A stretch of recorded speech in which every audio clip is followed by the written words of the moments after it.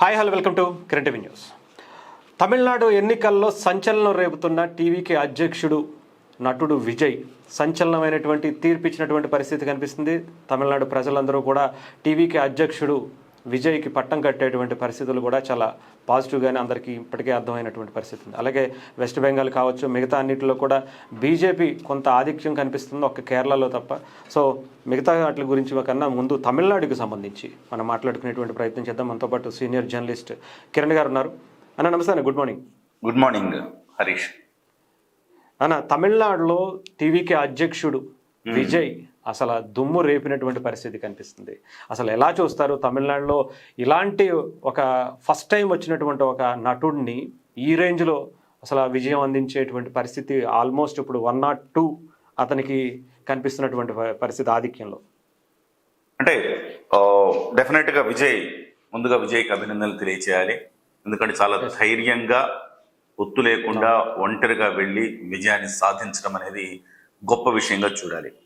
ఇక్కడ ప్రధానంగా విజయం చూస్తుంటే నాకు ఎన్టీ రామారావు గారు గుర్తొస్తున్నారు. గతంలో ఎన్టీ రామారావు గారు పార్టీ పెట్టినప్పుడు ఇలాగే ఆయన అప్రతిహత విజయాన్ని నమోదు చేశారు. అలాగే ఇవాళ విజయ్ కూడా అంటే సినిమా నటుల్లో పార్టీ పెట్టిన వెంటనే ముఖ్యమంత్రి అయిన ఖ్యాతి అటు ఎన్టీఆర్కు ఇప్పుడు విజయ్కి మాత్రమే దక్కుతుందని చెప్పాలి. మధ్యలో ఎంజీఆర్ గారు కూడా పార్టీ పెట్టిన తర్వాత అయ్యారు కానీ ఆయన చాలా కాలంగా రాజకీయాల్లో కొనసాగారు. డిఎంకేలో విభేదాలు వచ్చి బయటకు వెళ్ళి పార్టీ పెట్టి ఆయన విజయం సాధించారు. అయితే ఇక్కడ ప్రధానంగా మనం మాట్లాడుకోవాల్సింది పార్టీ పెట్టిన కొన్ని నెలల్లోనే అధికారంలోకి వచ్చిన ఘనత అయితే గనక రాజకీయాల్లో అంతకుముందు లేకుండా ఒకేసారి రాజకీయాల్లోకి వచ్చి నేరుగా పార్టీ పెట్టి అధికారంలోకి వచ్చిన సినిమా నటులు ఎవరంటే ఈ దేశంలో ఒకళ్ళు ఎన్టీ రామారావు, 2 విజయ్ అని చెప్పాలి. విజయ్కి ఈ పాటికే దాదాపు 102 స్థానాలు, ఇప్పటికి మనం ఈ వీడియో చేసే సమయానికి 102 స్థానాలు విజయ్ వైపు వచ్చినట్టుగా 104 వరకు వచ్చినట్టుగా మనకు తెలుస్తోంది. అయితే మొత్తంగా 118 అనేది ఇక్కడ మ్యాజిక్ ఫిగర్ అని చెప్పాలి. 234 స్థానాలు ఉన్నాయి తమిళనాడులో, 118 కావాలి అంటే ఇంకొక 16 సీట్లు అటు ఇటు తగ్గే అవకాశం ఉంది ప్రస్తుతం అయితే కనపడుతుంది. కానీ అది కూడా పెద్ద విషయం కాదు. అది విజయంకి చాలా మంది మిత్రులు ఉంటారు, అపజయానికి మిత్రులు ఉండరంటారు కదా. అలాగే ఆటోమేటిక్ గా మిత్రులు వచ్చేస్తారు. సో ఖచ్చితంగా విజయ్ అయితే సీఎం అవటం ఖాయంగా కనపడుతుంది. అయితే విజయ్కి ప్రధానంగా చాలా ఫ్యాక్టర్స్. విచిత్రం ఏంటంటే అన్ని ఒపీనియన్ పోల్స్ ఇక్కడ విజయ్ పట్ల ఒక రకంగా చెప్పాలంటే బోల్తా పడ్డాయని చెప్పాలి. ఎగ్జిట్ పోల్ వచ్చేటప్పటికే యాక్సెస్ మై ఇండియా అనే ఒకే ఒక సంస్థ తప్ప మనకెట్లయితే కేకే సర్వేసు పవన్ కళ్యాణ్ గారికి 21 స్థానాలు వస్తాయని చెప్పిందో ఆ రకంగా ఇవాళ యాక్సెస్ మై ఇండియా అనే ఒక ఎగ్జిట్ పోల్ మాత్రమే 98 నుంచి 120 స్థానాలు విజయ్కి రావచ్చని చాలా కరెక్ట్ ప్రెడిక్షన్ చేసింది. మిగతా ఎవ్వరు కూడా ఈ ప్రెడిక్షన్ చేయలేకపోయారు దేశంలో. ఒక్క యాక్సెస్ మై ఇండియా మాత్రమే ఈ ప్రెడిక్షన్ చేసింది. దానికి దగ్గరగా ఆల్మోస్ట్ అది చెప్పినట్టుగానే ప్రస్తుతం ఫలితాలు వస్తా ఉన్నాయి. కాకపోతే ఆ యాక్సెస్ మై ఇండియా కూడా ఒక చోట బోల్తా పడింది. అదేంటంటే డిఎంకేకి 92 నుంచి 110 స్థానాలు రావచ్చు అని చెప్పింది. కానీ అక్కడ బోల్తా పడింది. అక్కడ ఏఐఏడిఎంకేకి మాత్రం కొంత ఎడ్జ్ కనపడతా ఉంది. డిఎంకే 3వ స్థానానికి పరిమితమయ్యే పరిస్థితి కనపడుతోంది. సో ఓవరాల్ గా మనకు ఎందుకు యాక్సెస్ పోల్స్ ఇవన్నీ కూడా ఆయనకు మొదట చాలా అన్నారు, సంస్థాగత నిర్మాణం లేదని, గట్టి అభ్యర్థులు లేరని, ఆయన నెగిటివిటీస్ రకరకాల ప్రచారాలు చేశాయి. కాకపోతే మనం మాట్లాడుకున్నాం అవన్నీ పక్కన పెడితే ఇవాళ విజయ్ గెలవటానికి ప్రధానంగా దారితీసిన ఒక 8 కారణాలు మనం మాట్లాడుకుందాం. నెంబర్ 1, డిఎంకే మీద విపరీతమైన వ్యతిరేకత ఉంది, ప్రభుత్వ వ్యతిరేకత. సో ఆ ప్రభుత్వ వ్యతిరేకతను మనం చూస్తే గనక డిఎంకే మీద తీవ్రమైన ప్రభుత్వ వ్యతిరేకత ఉంది. అది గుర్తించడంలో డిఎంకే ఫెయిల్ అయింది. ఈ పోల్స్ నిర్వహించే వాళ్ళు, సర్వేలు నిర్వహించే వాళ్ళు కూడా ఫెయిల్ అయినారు. సో డిఎంకే మీద విపరీతమైన వ్యతిరేకత ఉంది. అది నెంబర్ 1 కారణం. రెండోది, డిఎంకే నాయకత్వం కూడా బలంగా లేకపోవటం. గతంలో కరుణానిధి మీద ఉన్నంత హోప్ ఇవాళ స్టాలిన్ మీద లేకపోవటం. స్టాలిన్ ఒక రకంగా కొన్ని మంచి పనులే చేశారు, కానీ అయినప్పటికీ ఎందుకో అక్కడి ప్రజలకు స్టాలిన్ మీద అంత నమ్మకం లేదు. స్టాలిన్ కొడుకు ఉదయనిధి స్టాలిన్ మీద అంతకన్నా నమ్మకం లేదు. ఇవాళ స్టాలిన్ అయిపోయాడు, ఉదయనిధి స్టాలిన్ వస్తాడు, ఒకవేళ డిఎంకే గెలిస్తే ఉదయనిధి స్టాలిన్ ముఖ్యమంత్రి అవుతాడు అన్న అంచనాల నేపథ్యంలో చాలా మంది వెనకడుగు వేశారు డిఎంకే కేటల్లో. అతను సనాతన ధర్మం మీద చేసిన వ్యాఖ్యలు కావచ్చు, లేకపోతే ఉదయనిధి స్టాలిన్కి అంత సీన్ లేదని అనుకోవటం కావచ్చు. మొత్తం మీద డిఎంకేకి రెండో ఫ్యాక్టరు బలమైన నాయకత్వం లేదు. దట్టు బలమైన నాయకత్వం ఎందుకు కావాలి అంటే, బలమైన నాయకత్వం అనేది ఎప్పుడు కాసిస్తుంది తమిళనాడు. సో కారణం ఏంటంటే, జాతీయ పార్టీలను తలదన్నే రీతిలో ఒక నాయకుడిని ఎస్టాబ్లిష్ చేసుకుంటా ఉంటది అనమాట. సో ఆ రకంగా ఎస్టాబ్లిష్ అయిన పార్టీలు ఇప్పుడు డిఎంకే కావచ్చు, అన్నా డిఎంకే కావచ్చు. సో అట్లా ఎస్టాబ్లిష్ చేసుకోవాలంటే ఆ బలమైన నాయకత్వం లేదు, అటు అన్నా డిఎంకే లేదు, ఇందులో లేదు. కాబట్టి విజయ్ వాళ్ళకు ఒక బలమైన నాయకత్వం, ఢిల్లీని ఢీకొట్టగలిగే నాయకుడిగా విజయ్ కనిపించారు. ఇక మూడో కారణం అన్నా డిఎంకే నాయకత్వలేమి. అసలు జయలలిత తర్వాత అన్నా డిఎంకేకి నాయకత్వమే లేకుండా పోయింది. అక్కడ దాదాపు సాక్షాత్తు ముఖ్యమంత్రిగా చేసిన అభ్యర్థి ఓపీఎస్ పన్నీర్సెల్వం, ఆయన నేరుగా పార్టీ డిఎంకే పార్టీలో చేరడం అనేది చాలా చాలా షాకింగ్ న్యూస్ అనమాట.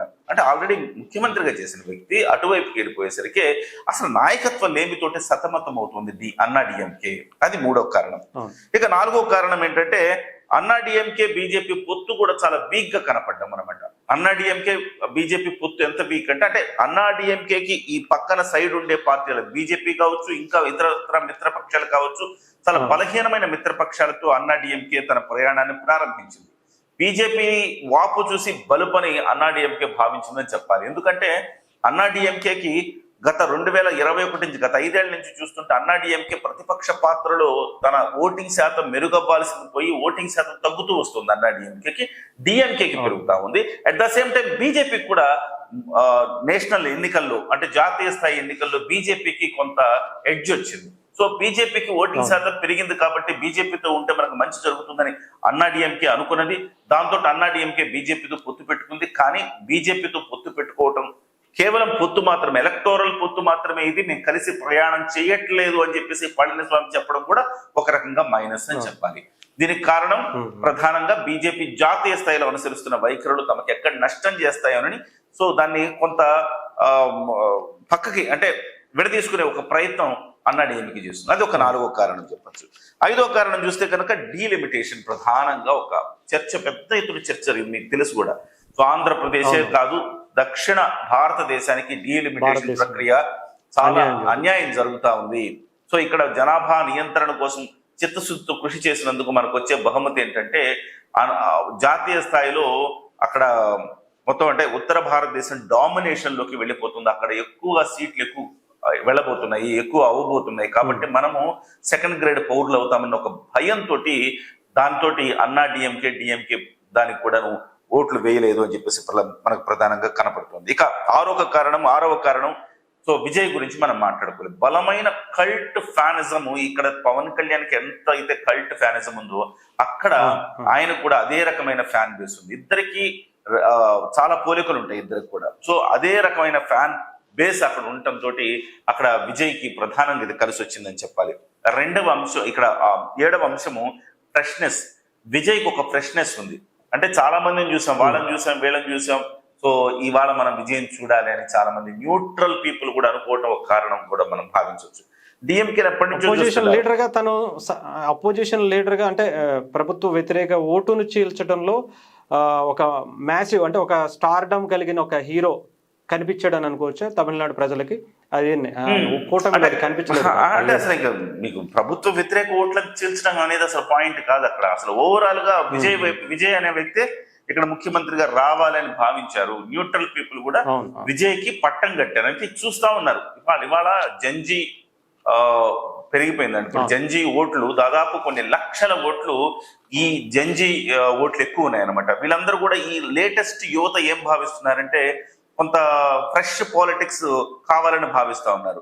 డిఎంకేని చిన్నప్పటి నుంచి చూస్తూనే ఉన్నారు, అలా అన్నా డిఎంకేని చూస్తూనే ఉన్నారు, కానీ ఫ్రెష్నెస్ కావాలని భావించారు. అది ప్రధానమైన కారణంగా విజయ్కి ఇక్కడ పట్టం కట్టిన పరిస్థితి కనపడుతుంది. ఇక 8వ విషయము సానుభూతి. విజయ్ని రాజకీయాల్లోకి వస్తున్నారనగానే అప్పటి వరకు మాట్లాడని దాదాపు 2-3 ఏళ్లుగా నలుగుతున్న సమస్యని సడన్ గా తెర మీదకి తీసుకురావటం అనేది ఒక కుట్రపూరితం అని చెప్పేసి ప్రజలు భావించినట్టుగా మనం అనుకోవాలి. వాళ్ళ మిస్సెస్, వాళ్ళ సతీమణి బయటకు వచ్చి కేసులు వేయటం అనేది ప్రధానంగా అక్కడ దెబ్బతీసి, అది విజయను దెబ్బతీయటానికి చేసిన కుట్రగా తమిళనాడు ప్రజలు భావించారు. అది సానుభూతిగా వెళ్ళింది. అలాగే సహజంగా తొక్కిసలాటలు చాలా సభల్లో తొక్కిసలాటలు జరుగుతూ ఉంటాయి, చాలా చోట్ల ప్రార్థనాలయాల దగ్గర తొక్కిసలాటలు జరుగుతుంటాయి. కానీ విజయ్ సభలో జరిగిన తొక్కిసలాటను బూచిగా చూపి విజయ్ని దోషిగా చెయ్యాలి అనే ఒక ప్రయత్నం, సిబిఐ విచారణ వరకు తీసుకెళ్లిన ప్రయత్నం విజయ్కి సానుభూతిని తెచ్చిపెట్టిందని చెప్పాలి. ఇక మూడో విషయం, ప్రధానంగా విజయ్ ఒక సినిమా తీస్తే ఆ సినిమాని ఎన్నికలు అయ్యేంత వరకు కూడా జననాయకుని అనే సినిమాని రిలీజ్ చేయకుండా కావాలని కుట్ర చేశారని భావించారు. సో ఈ మూడు అంశాలు విజయ్కి సానుభూతి తెచ్చిపెట్టాయి. ఆయన్ని నెగిటివ్ కాకుండా నెగిటివ్ అవుతాయేమో అని అనుకున్నారు చాలా మంది, కాదు, సానుభూతిని తీసుకొచ్చి పెట్టాయని చెప్పాలి. తద్వారా 8 కారణాలతోటి విజయ్ ఇవాళ విజయ దుందుబి మోగించారు. విజయ్ మాట్లాడిన మాటలు ఇవాళ మొత్తం అన్ని సోషల్ మీడియాలో మారుమోగుతుంటాయి. అడవిలో అనేక జంతువులు ఉంటాయి, కానీ పులి ఒక్కటే ఉంటది, సింహం ఒక్కటే ఉంటది, కానీ సింహం రారాజు అడవికి, సో అది నేనే అని చెప్పేసి విజయ్ చేసిన వ్యాఖ్యలు ఇవాళ సోషల్ మీడియాలో హల్చల్ చేస్తున్నాయంటే విజయ్ ఎంతటి కాన్ఫిడెన్స్ తో ఉన్నారు విజయ్ అనేది మనకు తెలియచేస్తోంది. డెఫినెట్ గా అన్ని బోల్తా పడినా కానీ విజయ్ మాత్రం విజయ దుందు మోగించారని చెప్పాలి. 8 కారణాలు ప్రధానంగా విజయ్కి సానుకూలతను తెచ్చిపెట్టాయి. ఇకపోతే బెంగాల్కి సంబంధించి కూడా చాలా వరకు ఇప్పుడు టీఎంసీ చాలా టఫ్ ఫైటే ఇచ్చిందని కూడా చెప్పాలి. ఎందుకంటే దాదాపు 120 స్థానాల దగ్గర ఆ పార్టీ కొంచెం లీడ్ తీసుకుంది. ఆ తర్వాత 160 స్థానాలకు పైగా బీజేపీ, అంటే ఎన్డీఏ కూటమి బీజేపీ ప్రధానంగా తీసుకున్నటువంటి పరిస్థితి ఎలా చూస్తారు? అంటే పశ్చిమ బెంగాల్ అనేది ప్రధానంగా దాదాపుగా అనేక సంవత్సరాలు లెఫ్ట్ ఓరియంటెడ్ భావజాలాలు ఉన్న రాష్ట్రం. అంటే ఉత్తర ధ్రువం దక్షిణ ధ్రువం అంటారు కదా, ఒక సైడ్ ఉన్న వాళ్ళని అందరినీ కూడా పూర్తిగా ఇటువైపు తేవడం అనేది చాలా టఫ్ సిచ్యువేషన్ అన్నమాట. సో బీజేపీ అందులో చాలా వరకు సక్సెస్ అయిందని చెప్పాలి. అయినప్పటికీ వాళ్ళు ఇంకా అంటే లెఫ్ట్ ఓరియంటెడ్ అయినా కానీ, లేకపోతే మమతా కానీ, టీఎంసీ కానీ, కాంగ్రెస్ అని ఇవన్నీ కూడా ఒక పక్షం అయితే బీజేపీ ఒక పక్షం ఉంటది. సో ఆ వాసనలు ఇంకా పోలేదు కాబట్టి ఆమెకు 120 దాకా సీట్లు వచ్చాయి. కానీ స్పష్టమైన ఆధిక్యత అయితే బీజేపీకి వచ్చే అవకాశం కనపడుతుంది. ఇప్పటి వరకు 148 వరకు వచ్చినట్టుగా మనం చూడొచ్చు. So at the same time స్పష్టమైన ఆధిక్యత దిశగానే దూసుకెళ్తా ఉంది. ఇది ఒక మంచి పరిణామం అని చెప్పాలి. మనం మాట్లాడుకున్న గతంలో కూడా మనకి మిగతా రాష్ట్రాలు ఎలా ఉన్నా ఏం జరిగినా పశ్చిమ బెంగాల్లో మాత్రం ఖచ్చితంగా అక్కడ మమతా బెనర్జీ ఓడిపోవాలి, ఈ దేశానికి మంచి జరగాలంటే బీజేపీ గెలవాలని మనం మాట్లాడుకున్నాం. ఇవాళ బీజేపీ గెలుపు దిశగా సాగుతోంది. ఇక్కడ ప్రధానంగా బీజేపీ ఎంతో కష్టపడింది కానీ ఖచ్చితంగా టగ్ ఆఫ్ వార్ వచ్చింది. ఇక్కడ మాత్రం ఖచ్చితంగా మీరు ఒపీనియన్ పోల్స్ కానీ ఎగ్జిట్ పోల్స్ కానీ రెండు చాలా కన్ఫ్యూజ్ అయినారు. సో టగ్ ఆఫ్ వార్ నడుస్తుందని మనం అప్పుడే అనుకున్నాము. ఎవరికి ఎలాంటి భేదాభిప్రాయాలు లేవు. సో ఒకళ్ళేమో మమత గెలుస్తుందంటే ఒకళ్ళు బీజేపీ గెలుస్తుందని మాత్రం మాట్లాడుకున్నారు. కానీ ఇప్పుడు బీజేపీనే గెలుస్తుంది. అంటే మిశ్రమ ఫలితాలు ఇచ్చిన ఈ సర్వే ఫలితాలు, ఆ మిశ్రమ ఫలితాలకు తగ్గట్టుగానే టగ్ ఆఫ్ వార్ చాలా నెక్ టు నెక్ ఫైట్ నడుస్తూ ఉంది. 120, 148 నడుస్తుంది. ఖచ్చితంగా బీజేపీ రావడం అనేది ఒక మంచి పరిణామం. ఇది బీజేపీ విజయానికి ప్రధానంగా దారితీసిన కారణాలు ఏంటంటే అక్కడ దొంగ ఓట్లను, కొన్ని లక్షల దొంగ ఓట్లను తొలగించడమే ప్రధానంగా బీజేపీ వాళ్ళ విజయం సాధించడానికి కారణం. అవి కనుక తొలగించకపోయి ఉంటే మమతా బెనర్జీ మళ్ళీ అధికారంలోకి వచ్చేది. చాలా వైజ్ డెసిషన్ తీసుకుంది బీజేపీ. ముందుగా ఆ ప్రక్రియని అనే ప్రక్రియని అక్కడ చేపట్టి అక్కడ దొంగ ఓట్లన్నింటినీ కూడా తొలగించడం కారణంగా బీజేపీ వాళ్ళ విజయం సాధించింది. అక్కడ కూడా ప్రజలకు కూడా చాలా మంది ప్రజలకు ఇప్పుడు రియలైజ్ అవుతున్నారు. ప్రజలు కూడా డెఫినెట్ గా మనం మాట్లాడుకున్నాం, ఒకవేళ కనుక అక్కడ బీజేపీని ఓడిస్తే గనక వాళ్ళు మన ఆంధ్రప్రదేశ్ ప్రజలంతటి తెలివిగల వాళ్ళు కాదు, అంతటి వివేకంతో వాళ్ళు ఓట్లు వేయలేదని మనం భావించాలనుకున్నాం. లేదు, దాంట్లో దాదాపు కొంతమంది ఒక 60% వరకు వివేకవంతులుగా వాళ్ళు నిరూపించుకున్నారని చెప్పాలి. డెఫినెట్ గా చెప్పాలి. అక్కడ డెఫినెట్ గా బీజేపీ రావడం అనేది ఒక శుభ పరిణామంగా మనం చూడాలి. రైట్. ఇంకా మూడో రాష్ట్రం అంటే దాదాపు ఇప్పుడు 3 రాష్ట్రాల్లో కూడా 4 రాష్ట్రాల్లో కూడా ప్రభుత్వాలు మారేటువంటి పరిస్థితి. అది కూడా కేరళ. ఇప్పటి వరకు కేరళ కూడా లెఫ్ట్ భావజాలంతో ఉండేటువంటిగా కనిపించింది. కానీ ఇప్పుడు బట్ కాంగ్రెస్ ఇప్పుడు లీడ్ తీసుకున్నటువంటి పరిస్థితి. పాజిటివ్ అనుకోవచ్చు కాంగ్రెస్. కేరళలో కాస్త అంటే ఒకసారి ప్రభుత్వ వ్యతిరేకత కారణంగా నెక్స్ట్ గవర్నమెంట్ గెలుస్తూ ఉంటుంది. అదే సమయంలో ఇవాళ కేరళలో కూడా డెఫినెట్ గా ముస్లిమ్స్ అందరూ కూడా ఇటు కాంగ్రెస్ పార్టీ వైపు మొగ్గు చూపారు, యూడిఎఫ్ వైపు మొగ్గు చూపినట్టుగా చాలా స్పష్టంగా కనపడుతోంది. ఒపీనియన్ పోల్స్, ఎగ్జిట్ పోల్స్ ఇచ్చిన దానికంటే మెరుగైన ఫలితాలు అక్కడ యూడిఎఫ్ తీసుకురావడం జరిగింది. ప్రధానంగా దీంట్లో పినరన్ విజయ్కి ఒక ముఖ్యమంత్రిగా ఆయనకి మంచి పేరే ఉంది. ఇప్పటికి కూడా సర్వేల్లో అన్నిట్లో కూడా ఆయన ముఖ్యమంత్రిగా మంచి పేరే ఉంది. కానీ పార్టీ పరంగా కొంత వీక్ అయిపోయింది. ఈ లెఫ్ట్ పార్టీ కొంత ప్రజా వ్యతిరేకత మూటగట్టుకుందని చెప్పాలి. దాంతో ఇటువైపు యూడిఎఫ్ వైపు మొగ్గు చూపారు. ముఖ్యంగా మైనారిటీలు ఎక్కువగా యూడిఎఫ్ వైపు మొగ్గు చూపారు. ఎందుకో ఒక అభద్రతకు లోనయ్యారు మైనారిటీలు. అక్కడ క్రిస్టియన్స్ కావచ్చు, ముస్లిమ్స్, మేజర్ గా ముస్లిమ్స్ కాంగ్రెస్ పార్టీ నేతృత్వంలోని యూడిఎఫ్ అయితే మనకు సేఫ్ అని భావించారు. ఆ రకంగా యూడిఎఫ్ ని బలపరిచారు. సో ఇది దీనికి కేంద్రంలో బలంగా ఉన్న బీజేపీ కూడా ఒక కారణం అని చెప్పాలి. బీజేపీ కూడా కేరళ రాష్ట్రంలో ఎంటర్ అవుతోంది. కేరళ రాష్ట్రంలో బీజేపీ ఎంటర్ అయితే ఎక్కడ ఇబ్బంది వస్తుందన్న ఉద్దేశంతో కాంగ్రెస్ పార్టీ నేతృత్వంలోని యూడిఎఫ్ ని గెలిపించుకుందామని కూడా ఒక స్పష్టమైన ఒక అంచనాకు వచ్చేసారు అక్కడ ప్రజలని చెప్పాలి. అందుకే ఇక్కడ యూడిఎఫ్ విజయం సాధించినట్టుగా మనం చూడాలి. ఇక అస్సాం కూడా ఎప్పటికే ఆల్మోస్ట్ అస్సాం ఏకపక్ష విజయం అని చెప్పాలి. బీజేపీ అక్కడ వచ్చిన తర్వాత నుంచి అంటే అస్సాంని మీరు గమనిస్తే 7 రాష్ట్రాలు, ఈశాన్య రాష్ట్రాలు 7 కూడా అసలు భారతదేశంలో భాగమా అనుకునే పరిస్థితి ఉండేది ఒకప్పుడు. లేదు, మీరు మా భారతదేశంలో భాగమే కాదు, మా ఆత్మ అని చెప్పేసి నరేంద్ర మోదీ నిరూపించారు. పదే నరేంద్ర మోదీ గారు, అమిత్ షా గారు ఆ ఈశాన్య రాష్ట్రాల్లో పర్యటించడము, ఇది మా అంతర్భాగం, ఇది మీరంతా మా వాళ్ళు, మనమంతా ఒకటి అన్న భావన తీసుకురావటం, ఒక జాతీయ భావన తీసుకురావటం ఇవాళ అస్సాంలో మొత్తం కూడా సినారియోను మార్చేసింది. అస్సాము ఒకప్పుడు కాంగ్రెస్ పార్టీకి కంచుకోటగా, పెట్టని కోటగా ఉండే అస్సాము ఇవాళ వరుసగా కాంగ్రెస్ పార్టీ గెలిచే దగ్గర నుంచి ఇవాళ వరుసగా బీజేపీ గెలవటం అనేది సో సిచ్యువేషన్ తెలియజేస్తోంది. కాంగ్రెస్ పార్టీ గతంలో ఎవరూ లేని చోట ఆముదం చెట్టే మహావృక్షం అంటారు కదా, అలాగే అక్కడ గతంలో బీజేపీ కాన్సన్ట్రేషన్ చేయనంత వరకు కాంగ్రెస్ పార్టీనే ఉన్నది. కాన్సన్ట్రేషన్ చేసిన తర్వాత బీజేపీ తన మార్పు చూపించింది. మీకు ప్రధానంగా అక్కడ అస్సాంలో మీకు ఉగ్రవాద గ్రూపులు కూడా ఉంటాయి. తీవ్రవాద గ్రూపులు అనాలి, ఉగ్రవాద గ్రూపులు కాదు, తీవ్రవాద గ్రూపులు ఉంటాయి. అంటే తమ ప్రాంతం అభివృద్ధి కోసం వాళ్ళు విప్లవ బాట పట్టుంటారు. అలాంటి వాళ్ళందరూ కూడా ఇవాళ బీజేపీ ప్రభుత్వం వల్ల వాళ్ళందరూ కూడా సానుకూలంగా వ్యవహరిస్తా ఉన్నారు.